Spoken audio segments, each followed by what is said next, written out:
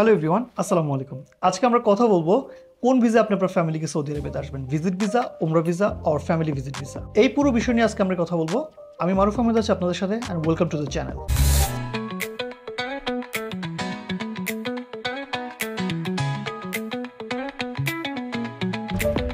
Saudi আরবিতে ভিজিটের জন্য Saudi government মূলত তিন ধরনের ভিসা দিয়ে থাকেন: tour visa, family visit visa and উমরা ভিসা।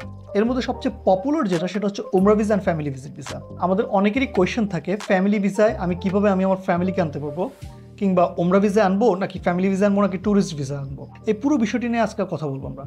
তাহলে শুনতে থাকুন এবং শেষ পর্যন্ত ভিডিওটি দেখুন। আপনি আপনার সলিউশন পেয়ে যাবেন এই ভিডিওর মাধ্যমে। যত ধরনের কোয়েশ্চেন আপনার আছে বা যত ধরনের জিজ্ঞাসা আপনার আছে, এই একটি ভিডিওর মাধ্যমে আপনি পেয়ে যাবেন আপনার সমস্ত কোয়েশ্চেনের আনসার। সৌদি আরবিয়াতে কখনো ট্যুরিস্ট ভিসা অপশন ছিল না। 2018 সালের আগ পর্যন্ত সৌদি গভর্নমেন্ট কখনো ট্যুরিস্ট ভিসাকে ওপেন করেনি, কিন্তু ভিশন 2030 পরে সৌদি গভর্নমেন্ট সৌদিকে সম্পূর্ণরূপে ওপেন করে দিয়েছে। তার মানে যে কেউ চাইলে সৌদি আরবিয়াতে ভ্রমণের জন্য আসতে পারে এবং একই সাথে ওমরা বা জিয়ারা যেটাই বলেন আপনি ওভাবে আসতে পারে। এবং সৌদি গভর্নমেন্ট এর জন্য কোনো রেস্ট্রিকশন রাখেনি, সম্পূর্ণ free to open for anyone. এখন আসি কোন ভিসা আপনার জন্য ভালো হবে। যারা হচ্ছে গিয়া ইউএস, কানাডা, অস্ট্রেলিয়া, ইউরোপ এবং ইউরোপিয়ান ইউনিয়নের দেশভুক্ত কান্ট্রির পাসপোর্ট হোল্ডার বা পাসপোর্টধারী, তাদের জন্য আসলে visit visa is just some clicks. এটা একটা ই ভিসা, যে কেউ চাইলে তাদের পোর্টালের মাধ্যমে, সৌদি গভর্নমেন্টের পোর্টালের মাধ্যমে মাত্র কয়েকটা ক্লিকের মাধ্যমে ই ভিসা পেয়ে যান। মোস্টলি আমরা যারা এশিয়া থেকে বিলং করি, লাইক বাংলাদেশ, ইন্ডিয়া, পাকিস্তান, নেপাল, শ্রীলঙ্কা বা অন্যান্য কান্ট্রি, আমাদের জন্য ভিসাটা অতটা সহজ নয় ইউরোপিয়ানদের জন্য যতটা সহজ, কিংবা কানাডা কিংবা ইউএস এর নাগরিকের জন্য যতটা সহজ, আমাদের জন্য ভিসাটা ওই ট্যুরিস্ট ভিসাটা অতটা সহজ না। সেক্ষেত্রে আমাদের ই ভিসার সুযোগ নেই, আমাদের এম্বাসিতে গিয়ে অ্যাপ্লাই করতে হবে এবং যথোপযুক্ত কারণ সহ যদি আমরা দেখাতে পারি, সেক্ষেত্রে এম্বাসি আমাদেরকে ট্যুরিস্ট ভিসার জন্য এলিজিবল করবে। তাহলে আমরা কি করতে পারি? সেকেন্ড অপশন, যারা আমরা বাংলাদেশ, পাকিস্তান, ইন্ডিয়া কিংবা নেপাল থেকে বিলং করি, তাদের জন্য দ্বিতীয় অপশন হচ্ছে গিয়ে উমরা ভিসা। উমরা ভিসা সৌদি গভর্নমেন্ট খুব সহজেই দেন আমাদের এই সমস্ত কান্ট্রির জন্য। কিন্তু কোন ধরনের ভিসা আপনি বা আপনার ফ্যামিলিকে আনবেন, যদি কম্পেয়ার করা হয় ট্যুর ভিসা এবং উমরা ভিসার মধ্যে, তাহলে ট্যুরিস্ট ভিসা যেটা, সেটা খুবই সহজ। সেটা খুবই অল্প সময়ের মাধ্যমে ই চ্যানেল পোর্টালে খুব ইজিলি হয়ে যায়। এবং একজন ভিজিটর চাইলে সৌদি আরবিয়াতে ভিজিট করার সাথে সাথে সে যদি মুসলিম হয়, তাহলে সেক্ষেত্রে সে ওমরাও করতে পারে। তার জন্য কোনো বাধ্যবাধকতা নেই বা কোনো রেস্ট্রিকশন নেই। কিন্তু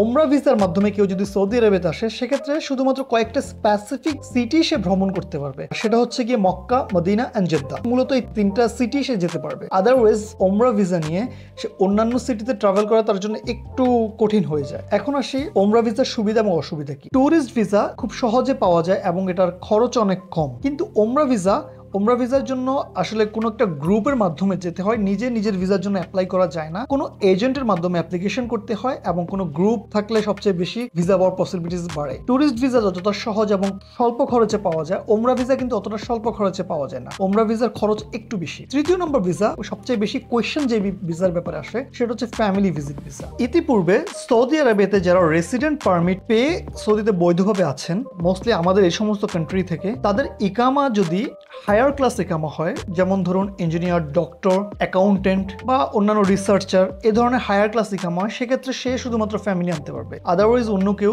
সাধারণ ক্যাটাগরির ভিসার কেউ ফ্যামিলি আনতে পারবে না। কিন্তু রিসেন্টলি সৌদি গভর্নমেন্ট এটাকে উজ্জ্বল করে দিয়েছে। এখন চাইলে যে কেউ, যে কোনো পেশার ইকামার মানুষ তার ফ্যামিলিকে আনতে পারবে, শুধুমাত্র দুইটি শ্রেণী বাদে। এক হচ্ছে গিয়ে আমেল মঞ্জিল ভিসা এন্ড হচ্ছে দ্বিতীয় হচ্ছে সাওয়াক্কাস ভিসা। এই দুই ধরনের মানুষ ছাড়া যে কেউ চাইলে সৌদিতে তার ফ্যামিলি নিয়ে থাকতে পারবে কোনো রকম কোনো সমস্যা ছাড়া, এবং ভিসাও খুব সহজ হয়, খুবই সহজ শর্তে ভিসা হয়। এখন আমরা জানবো কিভাবে ভিসাটা হয়। ইকামার মেয়াদ থাকতে হবে ন্যূনতম 3 মাস, এবং হচ্ছে শর্ত হচ্ছে আপনার ইকামার মেয়াদ থাকতে হবে ন্যূনতম 3 মাস। আর সৌদির যে ই পোর্টাল mofa.visa, এই সাইটটাতে আপনাকে সাইন ইন করতে হবে। আপনার অফশোর অথবা ন্যাশনাল সাইন ইনের মাধ্যমে আপনাকে সাইন ইন করতে হবে, এবং সেখানে আপনার সমস্ত ডিটেল, আপনার ইনফরমেশন অটোমেটিকলি সৌদি গভর্নমেন্টের ওয়েবসাইট আপনার চলে আসবে। তারপরে আপনি সেখানে আপনার ফ্যামিলির জন্য অ্যাপ্লিকেশন করবেন। এখন আসে ভিসার মেয়াদ কতদিন বা কিভাবে থাকতে হয়। ভিসার মেয়াদ দুই ধরনের হয়ে থাকে: সিঙ্গেল এন্ট্রি, মাল্টিপল এন্ট্রি। যদি সিঙ্গেল এন্ট্রি হয়, সেক্ষেত্রে 30 দিনের ভিসা পাবেন, যেটার মেয়াদ থাকবে 1 বছর। মানে ভিসা পাওয়ার পরে আপনি 1 বছর পর্যন্ত আপনার ফ্যামিলি যে কোনো সময় আসতে পারবে। আর ভিসার ভ্যালিডিটি হচ্ছে 30 দিন। এটা শুধুমাত্র সিঙ্গেল এন্ট্রি, মানে একবারই আপনার ফ্যামিলি এন্ট্রি করতে পারবে সৌদিতে। একবার পরে এন্ট্রির পরে যদি উনি এক্সিট করে নেন, তাহলে এই ভিসার ভ্যালিডিটি শেষ।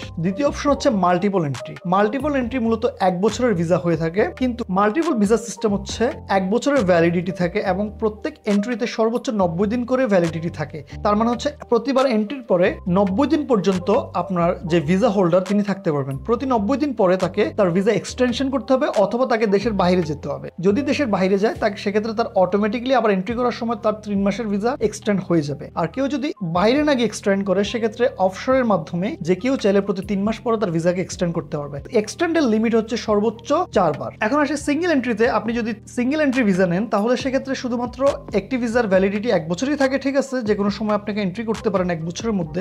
কিন্তু একবার এন্ট্রি হওয়ার পরে আপনাকে 30 দিনের মধ্যে এক্সিট করতে হবে। যদি 30 দিনের মধ্যে এক্সিট না হয় সেক্ষেত্রে ভিসা অবৈধ বলে ঘোষণা করা হবে কিংবা সের জন্য জেল জরিমানা হতে পারে। আর কেউ যদি একবার এক্সিট নেয় সেকেন্ড টাইম বা দ্বিতীয়বার এই ভিসা দিয়ে পুনরায় এন্ট্রি করার কোনো সুযোগ নেই। এখন আসে ট্যুরিস্ট ভিসা কি। ট্যুরিস্ট ভিসা কিভাবে কতদিন থাকা যায়? ট্যুরিস্ট ভিসার ক্ষেত্রে একই নিয়মই হবে সিঙ্গেল এন্ট্রি এবং মাল্টিপল এন্ট্রির ক্ষেত্রে। তবে ট্যুরিস্ট ভিসা নিয়ে কেউ চাইলে পুরো সৌদির যে কোনো জায়গায় এক্সপ্লোর করতে পারে, একই সাথে তিনি ওমরাও পারফর্ম করতে পারে। আর আমরা যারা এই সমস্ত কান্ট্রি থেকে আছি, বাংলাদেশ, ইন্ডিয়া, পাকিস্তান কিংবা নেপাল, এ ধরনের কান্ট্রি, এদের মধ্যে অনেকেরই হয়তো পাসপোর্টে আমেরিকান বা ইউএস ভিসা থাকে, অনেকের ইউরোপিয়ান ভিসা বা সেনজেন ভিসা থাকে। সেক্ষেত্রে ইজিলি ট্যুরিস্ট ভিসাও পাওয়া যায়। জাস্ট এম্বাসিতে গেলে কোনো রকম হ্যাসেল ছাড়াই ট্যুরিস্ট ভিসা পাওয়া যায় সৌদি আরবিয়ার। যারা আপনারা ভাবতেছেন ফ্যামিলি ভিসা হয়তো কিভাবে করব, কার কাছে যাব, কোনো এজেন্ট লাগবে কিনা বা কোনো কেউ করে দিতে হবে কিনা, এরকম কিছু না। আপনি চাইলে আপনার নিজের ভিসা বা নিজের ফ্যামিলি ভিসা খুব সহজে করতে পারেন এবং সেটিও খুবই অল্প খরচের মাধ্যমে করতে পারেন। এখানে ভিসা কস্ট মাত্র হচ্ছে 35 রিয়াল, যেটা খুবই সামান্য।